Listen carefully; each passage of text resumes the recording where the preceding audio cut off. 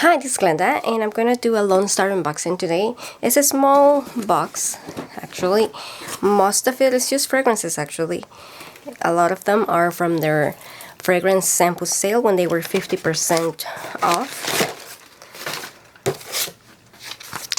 And here they are. Now this one I already smelled before and I like it, and which is why I bought a bigger bottle to make 1 or 2 soaps depending on the size of mold that I use. It is a soft strawberry. I like it better than the one that I used last time from Strawberry Preserves from Nature's Garden. That one was overly sweet, I felt.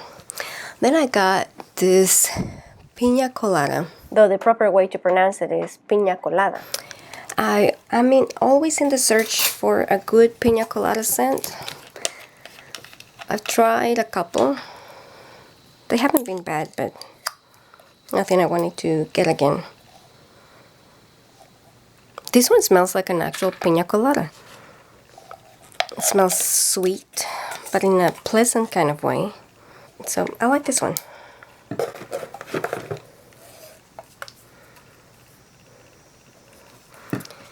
Then we have Amber Vanilla, which I've actually got a sample before and I liked it a lot. So now I want to make a soap with it. It's very good. It smells like soft perfume. You can definitely smell the vanilla, but it's in a softer kind of way. And it has some musk in it, like very talc-like. So if you like that kind of scent note, then you may like this one. And then we have Peaches and Cream. It smells a lot like peaches. And yeah, I can almost feel like I'm about to eat peaches and cream oatmeal, you know, the Quaker kind. We'll see how well it does in soap. And then the rest are the samples. Fig, I was just intrigued by it. I'm not necessarily interested. It seemed curious. To me, it smells similar. If you have ever tried like this fruit on screen, I think in Spanish we call it arrayán. Actually, it's a little bit also like a guava. I'm not sure. It's hard to describe. It also has like a clean, fresh note to it. But it's not your everyday fruit. The third time I smell it, I am getting more sweetness. It's an interesting scent. Not bad. I got Paramore just because somebody has recommended it on a group. I think it's supposed to smell like some perfume. Outside is more like a masculine sort of perfume. I'm gonna smell my coffee bar before going forward. I suppose this could be like a unisex sort of fragrance. I smell a lot of clean notes out of it, but perhaps it leans more on the masculine side. Then Cinnamon Sugar Donuts. I think this was the only fragrance of theirs that was soap safe that had cinnamon in it. It smells more like vanilla, to be honest. Right now I'm only smelling the vanilla. And I've had them sitting for a long time, so I'm not really in cinnamon sugars right now. Verbena Bamboo. Another fragrance that I was curious about. It's supposed to smell fresh and clean. It smells more citric than I thought it would.